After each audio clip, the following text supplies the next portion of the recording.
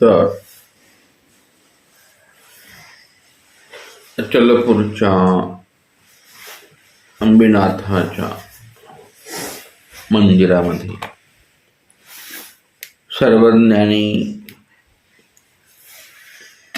केलेलं अर्चन आपण काल पाहिलं.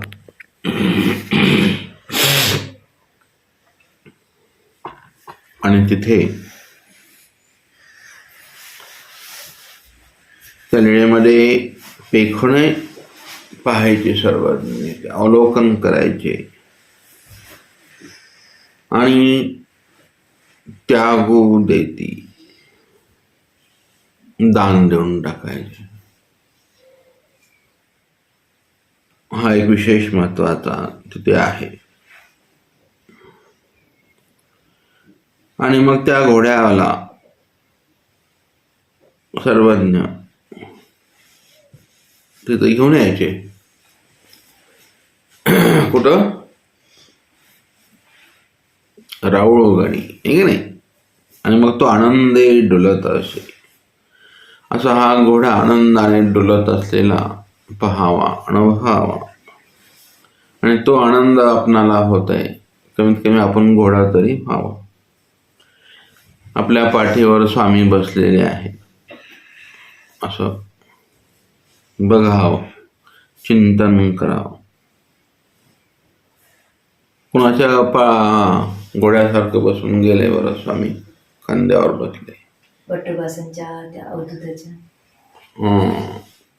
भटोबासांच्या माझ्या आयुष्यात चांदण्यात चांदण होतं ना ते. मग कधी भटोबास व्हावं, कधी अवधूत व्हावं. अवधूताच्या खांद्यावर बसताना सर्वज्ञानी 2 लीळा केल्या की नाही. 2 कशा केल्या? 2 हेतू सिद्ध केले. एक तर गंगा तीर पवित्र स्वामी आलेले आहेत है ना तिथे. पायावरती नको चालायला बाबा, असं काही हेतू आहे सर्वज्ञांचा. आणि मग आता लाखार बनात सर्वज्ञ कधी कधी विहाळे वैदिकेशी विजय करीती. वेदिका आहे तेथे बकुळाच्या वृक्षापाशी घोडा उभा करते. बऱ्याच दिवसांनी बकुळ आला नव्हता आहे की नाही. श्रीकृष्णांच्याच तिथून बकुळाचे झाड होते. इथे बकुळ आले. मग ते झाड बघावं. त्या झाडाखाली घोडा आहे, तो गरुड घोडा. तो उभा राहायचा तिथे. मग स्वामी तिथे विहिर्यांत विजय करती. विहिरीशी श्रीमुख पक्षाळीती. वेदिकेशी ब्राह्मणापाशी ओट्यावरी आसन होय. कापुरे निबंध विडा घेती. चाटे पडत असती. मुलं शिक्षण करताय तिथे. त्या पूर्वीच्या शाळेचं नाव वेदिका असायचं. आता जिल्हा परिषद झाला. जुन्या शाळेचं काय नाव? वेदिका. म्हणजे काय? विद धातू. विद म्हणजे जाणणे. वेद विद जाणणे. महिमभट्ट कसे होते? वेदविद, वेदांती पंडित होते आहे ना. आणि त्यांनी काय केलं? उभय गंगात्री काय होतं त्यांचं? काय करून आले ते? 6वं प्रभाकर शास्त्र शिकवणार. 6वं प्रभाकर. आणि सगळे गंगातीराचे पंडित विद्वान हरवले. ज्यांना जितक्यांना हरवायचे ते. मग गंगातीर कोणचं आहे? ती गंगा आहे तिकडली. कोणची? हरिद्वार, काशी विश्वेश्वर तिकडली गंगा आहे. तिकडंच ही वेदांच्या शाळा आहेत ना. महाराष्ट्रात जेवढे पंडित येतात शिकून तिकडे येतात. काशीचा पंडित आहे म्हणतात, वाराणसीचा पंडित आहे म्हणून तर वाराणसी आणि त्या भागामध्ये लोक जातात विद्वत्ता मिरवायला. भारतीय साहित्य आज जे शिकतात सगळे लोक ते तिथं जावं लागतंय. कबीर कुठं होते? कबीर मठ हे सगळे त्याच भागात आहेत. विद्वान मंडळी तिकडे आहेत सगळे, तिथे शाळा आहेत म्हणून ते वेदिका. तिकडले पंडित तिथे येऊन मग वेदाचा प्रचार करतात, वेदांच्या ऋषा म्हणायला शिकवतात. हे जे ब्राह्मण लोक हे करतात ना, वास्तुशांती, लग्नाचे मुहूर्त, हे सगळं शिकावं लागतं.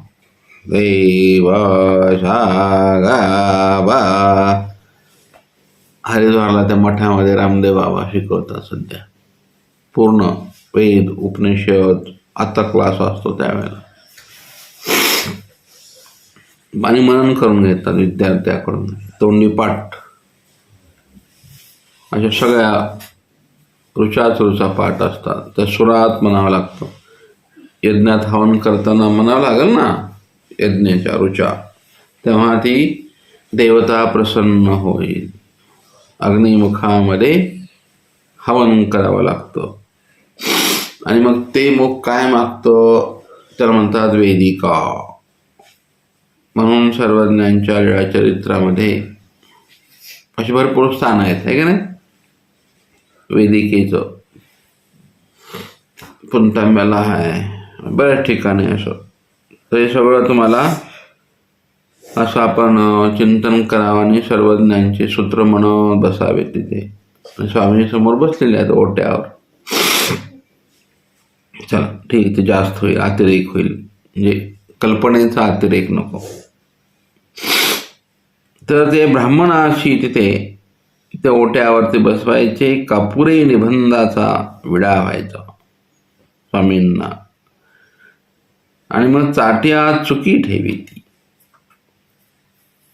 चुकलं मंत्र त्याशी विडा दान देती. मग गरुडा घोड्यावर आरोहण होती आणि आवाराशी विजय करीती. तेथे देवार चौके मर्दना मादणे होय. रामधरण्याची माता प्रतिदिनी श्रीचरणी तुळशी वाहे. यथोक्त पूजा विधी करी. नमस्कार घाली. आता हा आपला ओटा नमस्कार करताना हे तुम्हाला आठवायला पाहिजे. काय काय प्रतिदिन आहे ना ते, 1 वर्ष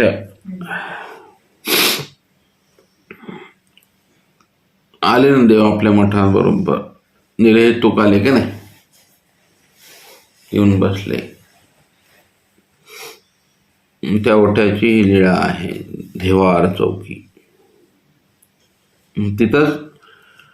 आणि तो गरुड घोडा बिचारा बसायचा आपला उगत आनंद घेत बसायचा त्या लाखार बनात. स्वामींकडे पाहत बसायचा. अरे तर कधी उठतील, कधी येतील, म्हणजे पाठीवर बसतील. एकतर तुम्ही स्वामींच्या विकारात राहा, नाही तर विकल्पात राहा. 2 गोष्टी आहेत तुम्हाला. स्वामींच्या विकारात राहा. उच्च विकार एक आणि एक ऊर्ध्व आहे. 2च विकार असतात. हे आगावचं होईल नाही का समजायला. ऊर्ध्व विकार, ऊर्ध्व मती, रती आणि गती. ऊर्ध्व व्हायचंय तुम्हाला. हे काय नसतंय. ते अष्टपरीचा आचार म्हणजे नेमकं काय? आचार म्हणजे नेमका काय तर हा असतो. आतून तुमच्या मती, वृत्ती, स्थिती, गती, रती, मती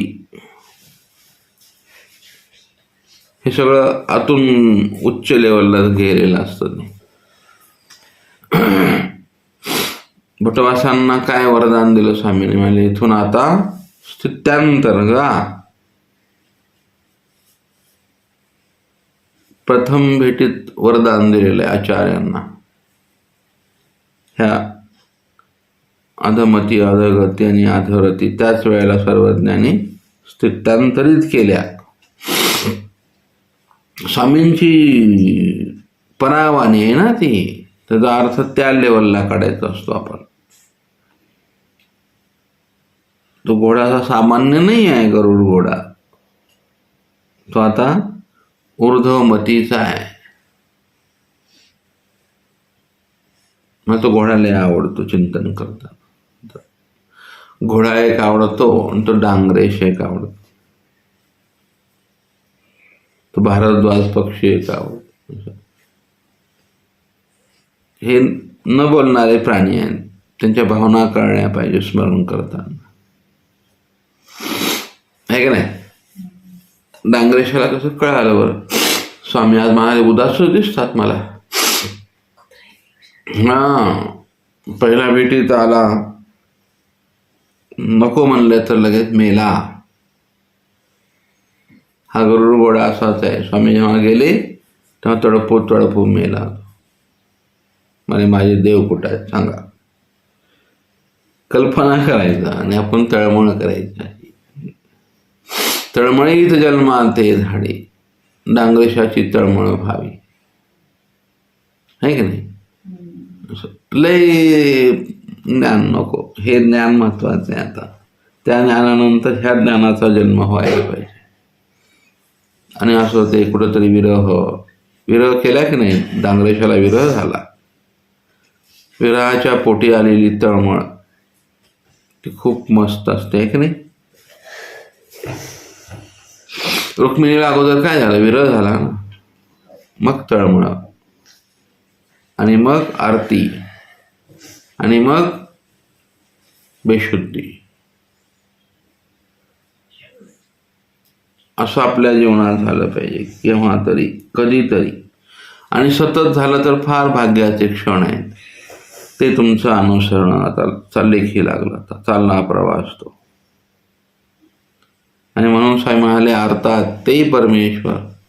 त्यावेळेला तुम्हाला परमेश्वर नक्कीच तुमच्या जवळ असतील. जगाला जवळून काय करता, जगदीश जवळ पाहिजे, आहे की नाही. आता हा गरुड घोडा असा भाग्यवान आहे. तो नाही तर लगेच आला असता तो परत. मला हे देव कधी येणार, मी कशाला वाट पाहत बसू, माझं काय देणं घेणं. स्वामी 3-3 तास बसायचे लाखारभरात तिथे. तर असा हा घोडा स्वामी आभारात त्याच्याजवळ बसून यायचे. आता कोण कोणावर बसतं काय माहिती, आहे की नाही. आणि ती राणी तुळशींची पूजा करायची, नमस्कार करायची. आणि पूजाविधी, यथोक्त पूजा आणि विधी काय असते फरक बरं.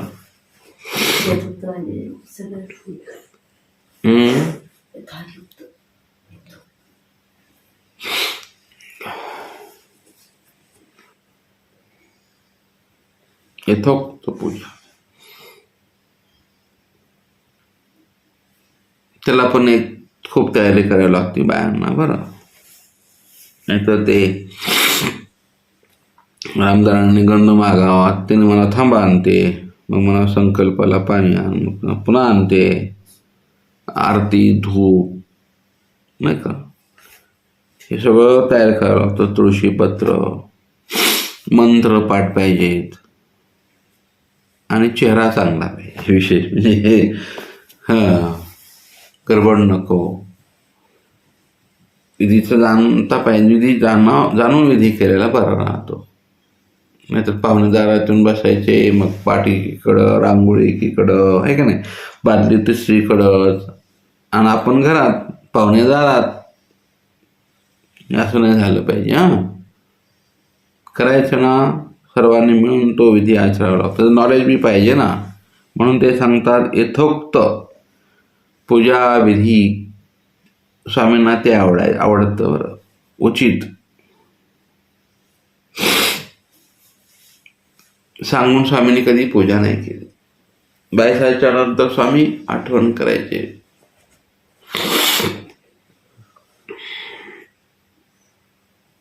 बायसांची आठवण करून स्वामी रडायचे, आहे ना.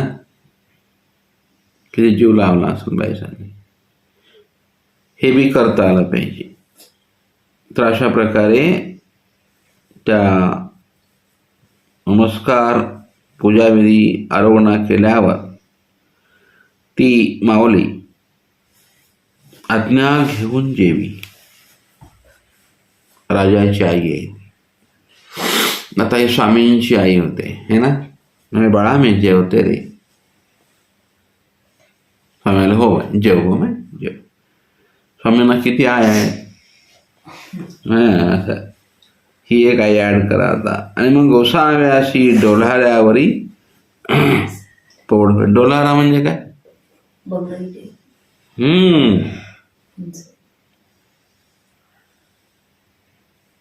ते बंगईला फुलं वरून मस्त चांदवा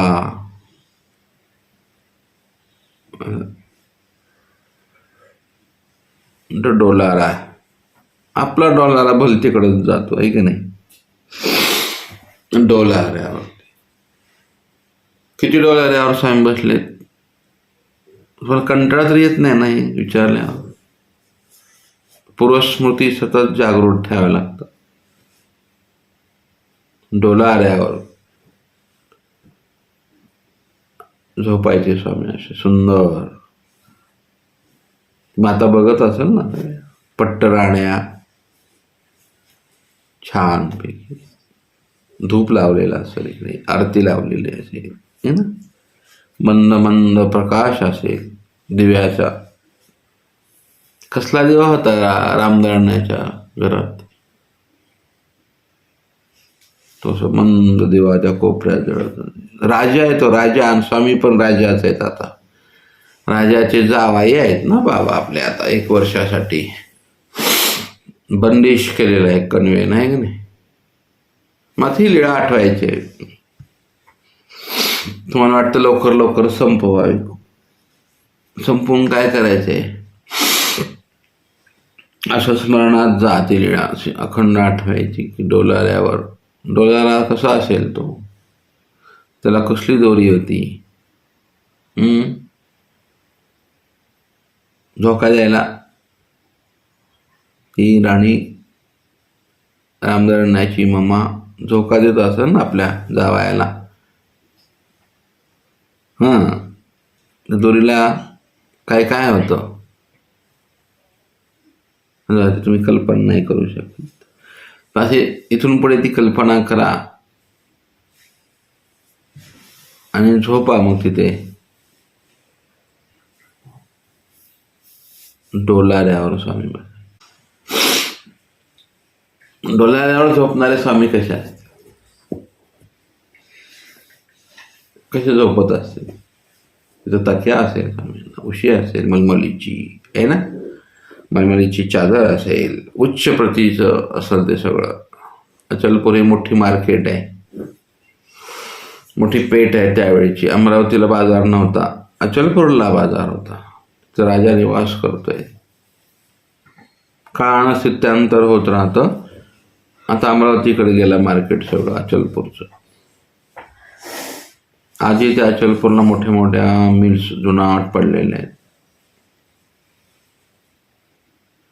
म्हणजे जीवनात येऊन चांगलं विचार करावा. अचलपूर पाहावं. दररोज ह्या सगळ्या लीळेंचं स्थान वंदन. तिथे केलेल्या लीळा.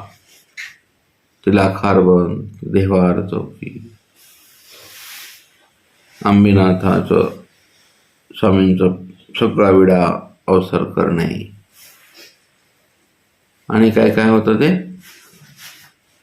वगैरे वगैरे. चला तर अशा प्रकारे ही लीळा इथे आपण पाहत असताना सर्वज्ञानी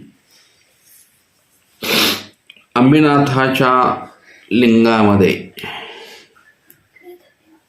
जे जीव आहेत त्यांना संबंध देण्यासाठी विडा व्हायचे. तो एक कारण. दुसरं बहिरागाचा अंगीकार स्वामींनी केलेला आहे. दुसरं मनुष्यवेशाला मान दिलेला आहे. तिसरं दयाचे देह स्वीकारले त्याला आता ते ऋणानुबंधाने पुण्य द्यायचं आहे. कोणाचं देह स्वीकारलंय? बाबाने? हरिपाद हां मला वाटलं दुसरं कोणाचं कोणी. पंचलिंगी विडावाणे म्हणजे दररोज 5 लिंग तरी तुम्ही आठवले पाहिजेत स्वामींना सोबत घेऊन. नुसतंच लिंग आठवत बसाल बरं, पिंड तर हे असं देह आहे. आणि आता ही केलेली क्रिया तर तो माणूस तर हरिपाळ तर गेले, मेले. मग ते लेप पुण्य कसं काय देतील स्वामी? नामाले लीळा सामर्थ्य. लीळा सामर्थ्याने त्याचं पुण्य पोहोचवते तिथपर्यंत. संकल्प करतील स्वामी. यथा कण्वेचे तवफळे. जोपर्यंत कणव आहे तोपर्यंत फळ होत राहते. किंवा जसं मला यथा पंडोशी. पांडू कोण आहे? तिथे संबंध दिला बघा पायरीवर. अर्जुन आम्हाला अरे थांब थांब थांब थांब. म्हणजे काय झालं देवा? अरे म्हणाले तर तुझा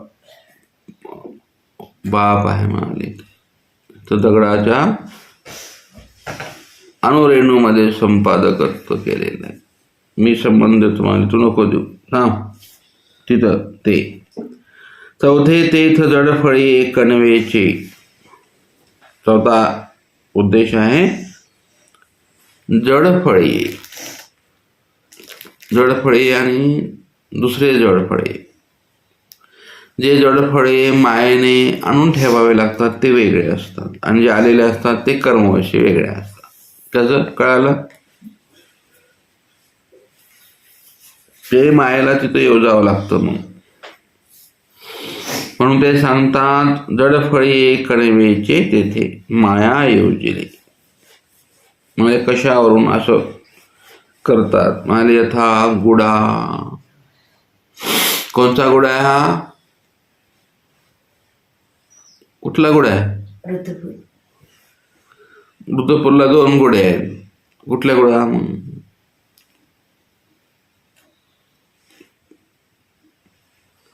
2 प्रकारच्या गुड्याचे विशेष आहेत. काळा गुडा. गुड्याशी श्रीचरण प्रक्षाळी. स्वयं श्री चक्रधरा ऐकती. नागदेव प्रतिदिनी लीळा गाती. है की नाही? श्री बभूटती उदयेक प्रहरा बीजे करती काम.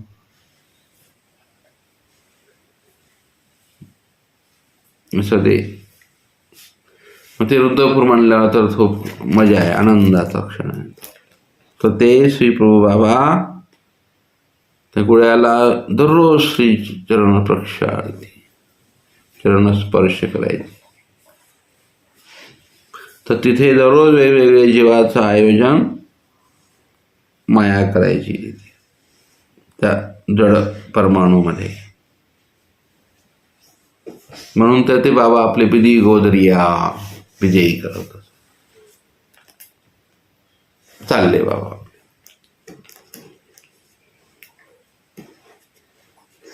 तिथे स्वामी बाईसांना रांगावले आहे की नाही. जुळीचे कण झटकले. त्या कणांमध्ये एक तर तुम्ही कृपा पहा किंवा हे जडफळे बघा. तिथे 2च ऑप्शन आहेत रुद्रपूरला तुम्हाला. जेव्हा केव्हा असं असेल तेव्हा तिथे जडफळे बघा. जेव्हा तसं नसेल तेव्हा कणाकणामध्ये तिथल्या काय आहे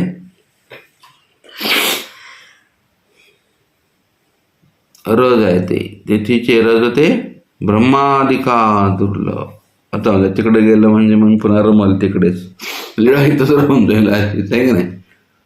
रुद्रपूरला काय पाहाल तुम्ही? स्थान आश्रम. तुम्ही साधनवंत आहात. साधनवंतांनी तिथे कृपा बघावी. पूर्ण कृपेचा आविष्कार त्या वृद्धपुरात आहे. कणा कणा म्हणून स्वामी महाराज तिचे रजते ब्रह्मादिका दुर्लभ की गा म्हणाले. असं वगैरे वगैरे. तिकडे गेलं की ते बिघडून जाईल माझा खटका. तिकडे रमाल मी तास 2 तास. कुठल्या लेळ्या आहेत बरं अशा. स्वामी फार काळजीपूर्वक वृद्धपूरला राहिले.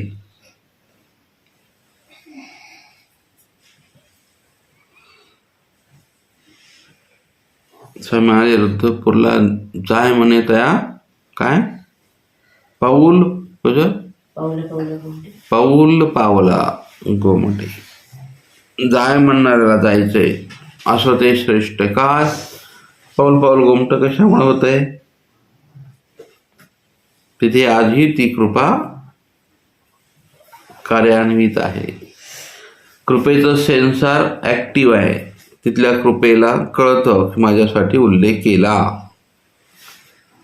हे नवीन भानगड आहे बरं. हे थोडीशी कुठं असं लिहिलंय का. स्वामींची ब्रह्मवाणी आहे अशी स्वामी फुगट नाही आणणार गप्पा ना. उठले जीवन बोलले आपलं बडबड असं नाही. स्वामी वृद्धपुरा जाय म्हणे त्या पाऊल पाऊला. आणि स्वामींचे सगळे साधक बघा कुठे गेलेत. स्वामी उदास असले म्हणा आम्ही वृद्धपूरला जाऊ. स्वामी म्हणाले हो जा जा जा.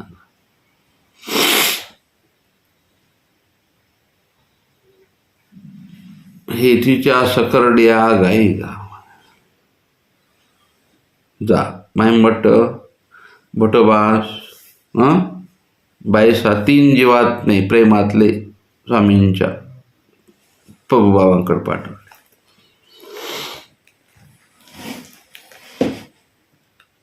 असं ते कृपेचं साम्राज्य तिथे आहे. गूढ आहे ते गूढ. सगळंच गूढ आहे वृद्धपुरातलं.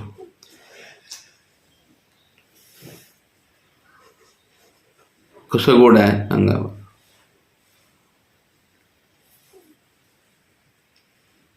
60 जीवाची मूळ अविद्या. अविद्याच्छेद कोणाची करतात. कुठून आली.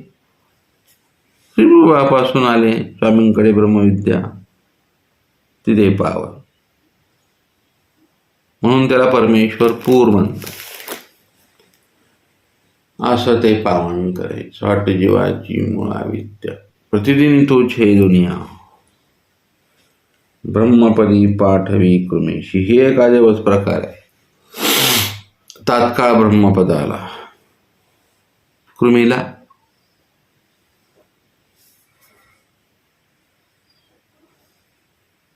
म्हणून एक सूत्रपाठ पाठ पाहिजे. एक तर श्री प्रभूंच्या लीळा सगळ्या पाठ पाहिजे. आणि त्या लीळेतला आतला हेतू खूप कठीण आहे बरं. त्या आतला हेतू स्वामींच्या सगळ्या लीळा पाठ करून ते हेतू मध्ये जाणं. म्हणून पावला पावला गोमटी आहे. सांगायचा उद्देश हा आहे. म्हणलं तरी गोमट आहे.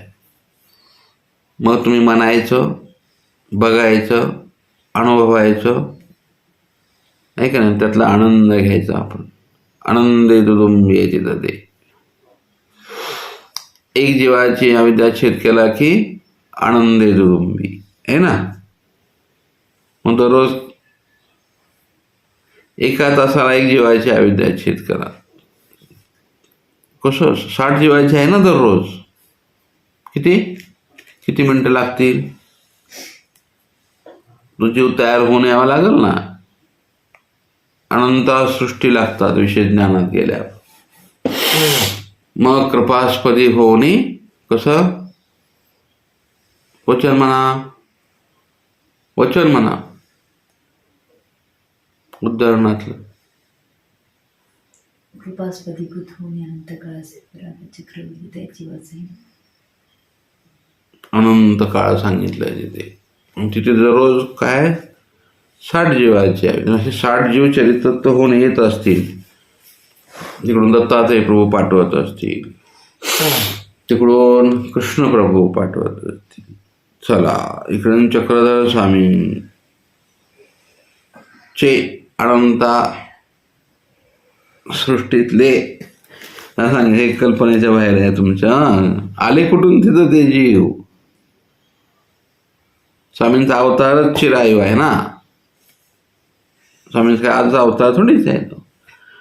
सृष्टी रचनेपासूनचे स्वामी आहेत, उद्धारण करतात. ते जीव तिथे येत आहेत आता. असे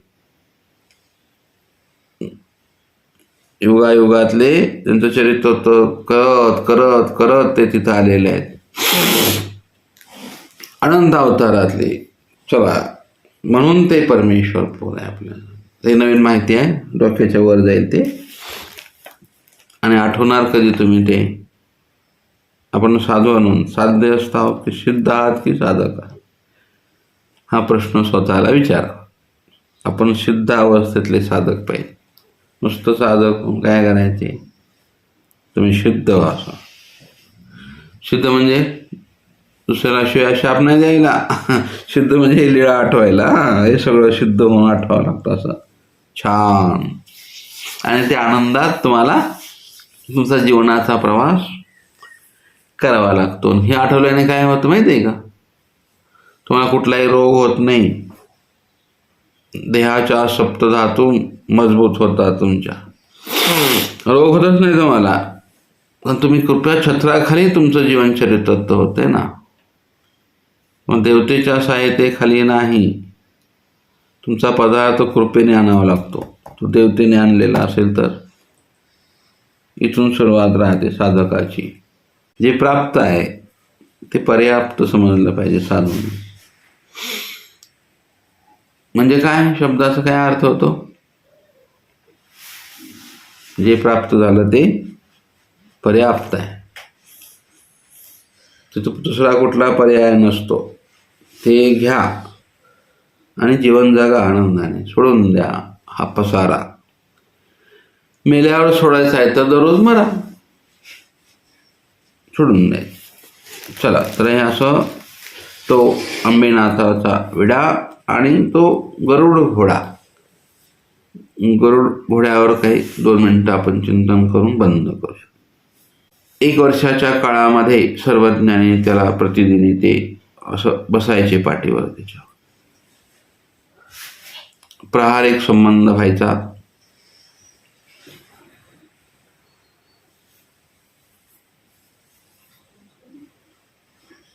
पूर्वप्रमादांत परमार्गी ओझं वाहिलेला आहे. आलोड प्रमाद्या झालाय तो. आलोट प्रमाद्या समजते की म्हणजे काय काय भानगडी केल्या त्यांनी. ते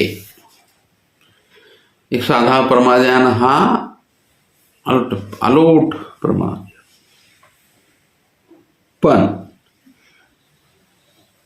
त्या क्रियेमध्ये त्यांनी परमार्गावरती अतिशय श्रद्धेने सर्वांच्या दुःखामध्ये तो समाविष्ट झालेला आहे. कठीण कामं, विहिरी फोडणे, सरपण फोडणे, कष्टाची कामं असतात. मार्गामध्ये गोण्या न्याव्या लागतात पाठीवर. दनादन गोण्याचे थापे लावावं लागतात. मालाची गाडी आली की उतरावी लागते. सिमेंटची गाडी आली की उतरावी लागते. हे असं कष्ट केलेलं आहे परमार्गासाठी. हाय प्रमाद्या. सृष्टी शून्य झालेली आहे. म्हणजे तो कर्माच्या अधीन 84 लाख योनीत आला. आता आला पण ती क्रिया करून आला ना आता. म्हणून आता बसले स्वामी, घोड्यावर बसले. त्या गोपाळांच्या पाठीवर बसले की नाही स्वामी. कुठला खेळ खेळला, नांदेड. असं फटाफट चाललं पाहिजे. खटका कॉम्प्युटर तुमचे सेन्सर वाजले पाहिजेत असे. चला म्हणाले. ते म्हणाले अरे काय आनंद आहे. अरे रे यार म्हणाले मला पण आनंद आहे. मग तो पोरगा म्हणायचं बाबा उतरूच नका, तुम्ही उतरू नका बरं. हा एक खेळ आहे. असा साधा खेळ नाही, तो स्वामींचा आहे. परब्रह्म परमेश्वराने केलेला खेळ आहे तो. आणि मग ते गोष्टी करू लागले. ते म्हणाले हे पोट्टे झाले म्हणाले, यांना खायचं अक्कल नाही, कसला आनंद आहे म्हणाले. आणि मग तिची झाली आणि मग स्वामी त्यांना भेटले. तर काय हा कसला आहे ते भानगड, याची भानगड असते ती गरुडा घोड्याला आनंद डुलत असते. केले ना कष्ट मग वाया जात नाही. केली क्रिया वाया नवचे या अर्थाने आता सर्व ज्ञान पाठीवर बसून ओझं वाहण्याची वेळ आली. फुकट खाल्लेला आहे पण केलेला नाही आचार, म्हणून तो गरुड घोडा झाला. आणि चांगल्या संस्काराचा असल्यामुळे प्रमादी होतानाही हीन संस्काराचा प्रमादी झाला तर कडू एक साधा झाला तर तो इंगळी होतो. इंगळी कडू एक बाई झाली तर तोंडानं मार्गातली त्या बाई इंगळी व्हावं लागते, हा पाल व्हावं लागते. मग अशी विषारी. तर कुत्री, मार्गातले कुत्रे कठीण आहे बरं हे सांगू नये तुम्हाला तसं, पण हे असे असतात प्रमादी. त्यांचं आयोजकत्व माया करते. म्हणून भांडारेकरांना इंगळीचा गेला प्रसव. हा चांगल्या प्रसवाचा घोडा आहे की कमीत कमी रामधरणा राजासारखा सुसंस्कारी राजा भेटावा. हे ऋणानुबंध असते. नवरा चांगला भेटा हे ऋणानुबंधच असते. काय करतं वाईट भेटल्या, आहे ते प्राप्त आणि पर्याप्त आहे, समजून चालावं लागतं. इकडं आले तरी परिवार तसला भेटल्यावर काय करता. एकानं आंबा म्हणावं, एकानं तुंबा म्हणावं. काम क्रोधात सर्वांनी जगावं. त्याच्यामध्ये बराचसा काळ जातो बरं आपला. असं काही नाही की लगेच अनुसरला क्षणापासून तुमचा सगळा काळ लेखी लागलाय, नाही, असं होत नाही.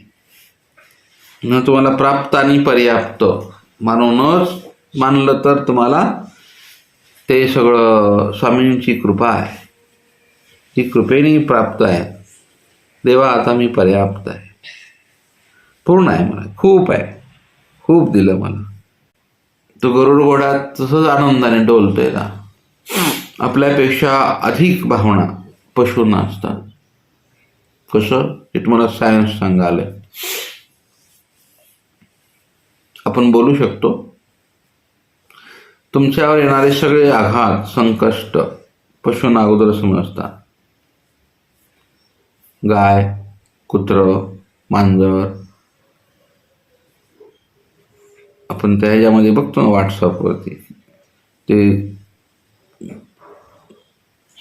कुत्रं तिथं जातं, ते पोराला उचलतं, बिल्डिंग पडते आहे ना.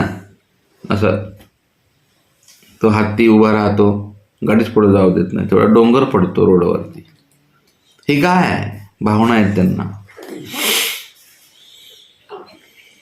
ते अन्य वार्ता नको. तर असं होतं. हे आपल्या साहित्यात पण आहे ना. कुठं आहे बरं असलं पक्षी समजतं. दुर्योधन जन्माला आल्यावर काय झालं आणि कृष्ण जन्माला आल्यावर काय झालं, सगळं मंगळ झालं ना. तसं त्या अचलपूरला आता सगळे घोडे, राजाचे घोडे, ते लाखार्बन, सगळं वेद पठण, सगळे आनंदात आहेत. आता गरुड घोडा आनंदाने डोलत आहे.